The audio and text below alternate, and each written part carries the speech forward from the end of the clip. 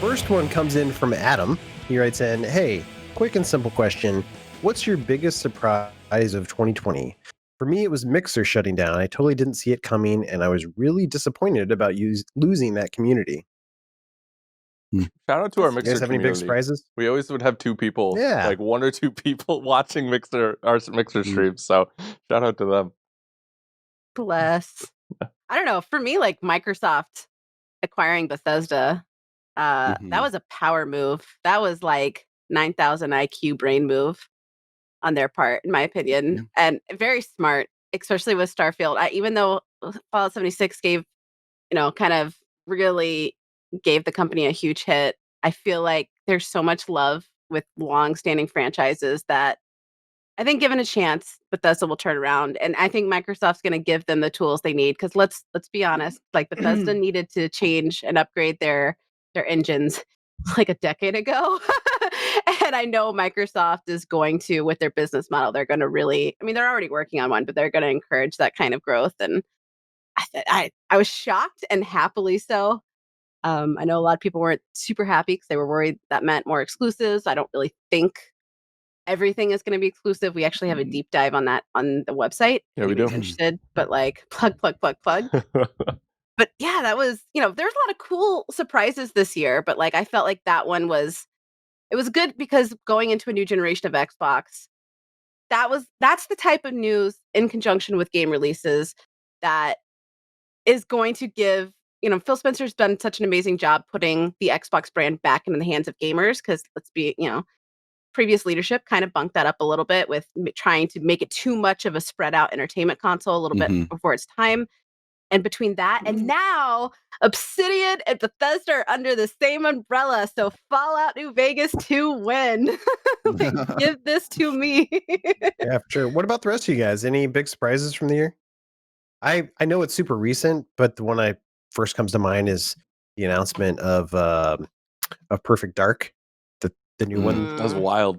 Yeah. It was just a Game Award thing that happened just like last week, basically. But I'm excited for it. Yeah, because we've been waiting. Microsoft has touted that quadruple A studio that they've brought people from like Naughty Dog and like BioWare and stuff into, and the rumors were Perfect Dark. There was a couple of things that people were thinking, but like to actually see that logo flash when we were streaming it, I was like, oh, let's go! Like, I'm curious to see what they can actually do with it. I wonder if we're actually going to get gameplay from it next year.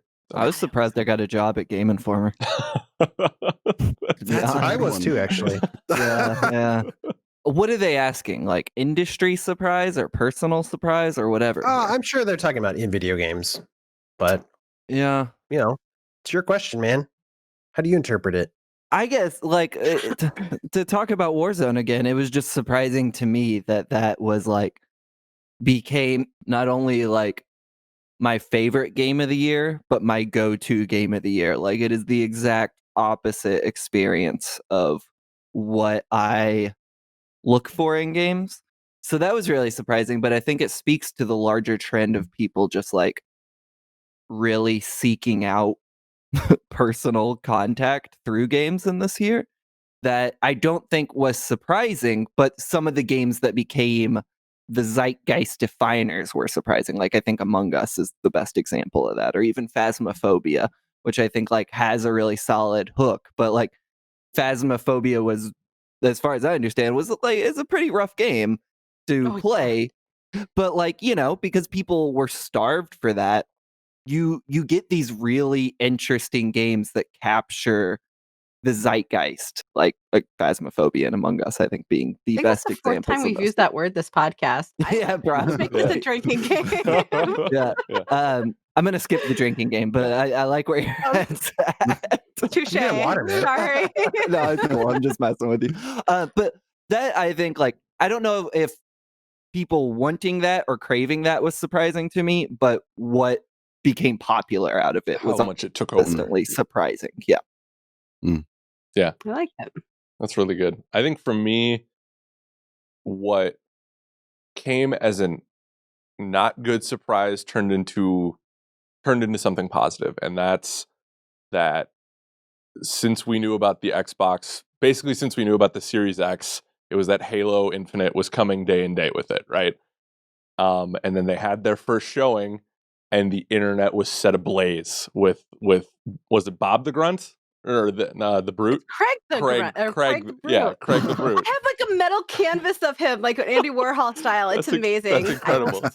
I sim for that one. But like Halo as a property has been so fascinating to watch from outside because like you can feel the pressure that 343 puts on themselves and that Microsoft puts on that property after 5.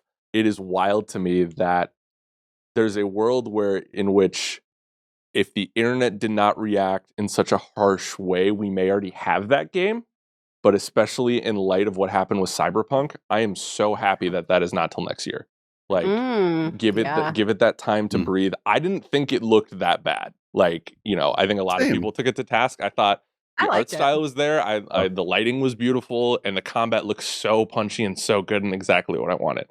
That being said, if they were that worried about it, I'm so happy that they took the extra year. But like if you go grab your Series X box right now, Chiefs on the back of it from Infinite. Like that was happening. Play it now. Yeah, exactly. Like that kind of rhetoric. Like that was it happening in July or whenever they did that showcase. And like obviously they had some production plans for it, bundling and everything like that. And it got delayed. And I think thankfully so. Like I think that turned into a good surprise, even though in the moment I was like, oh, are they really that far off? You know what I mean? Like so. But I think that it's also one of those weird things. I mean, several of us looked at it and we're like, that didn't look too bad to me. And it's really hard to judge a game before playing it most of the time. And nobody on the internet was playing that game. So I don't know why it gave me much sparked such a criticism. Seemed very unfair. Yeah. It gave me very big Reach vibes, and it was very artistically, organically Halo. And I am with Alex. Like we could talk hours Halo, go into lore. We can't do that now, but we could theoretically. we will one day. The thoughts are there, but like, well, I remember seeing it, and I was really nervous because we knew gameplay was happening, and I was nervous because I was like, "Oh, what if I don't like this?" Because I'm really critical of 343 for obvious reasons, and it's just like.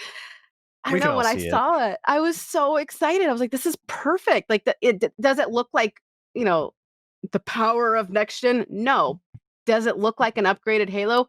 Absolutely. And I don't know. Even Craig the Brute, like I was like, that's like a cool. I feel like every game kind of has that potato that it almost is like loved because of its potato-ness. And I don't know. It's like I'm prepared to protect Craig the Brute with my life. Like I love that man. So I don't know. I was really sad, but yeah, I agree. I think it would. I don't know. I think that would be a nail in the coffin for the Halo franchise if what's going on right now with Cyberpunk happened to Halo Infinite. I think that would be the last chance for the franchise. Well, and it's interesting too because I feel like I agree with you, but also too, I think that Bethesda purchase that you talked about took a little bit of the pressure off, right? Because I think a lot of people expect Halo to be a system seller, and while I think that is still the expectation, if it's rough at launch, it's like, okay, well, we have Elder Scrolls coming, or like, we have Starfield coming, so it's like it's not. It doesn't feel like back in like 7 years. Yeah, true. But the messaging can be like, we have other stuff that's coming that whereas in like 2016 when like Scalebound got canceled and whatever else, it felt like Halo was that last bastion for Microsoft, whether that's fair or not. But yeah. And Gears. Fair enough. I mean, the Halo delay was definitely surprising for sure.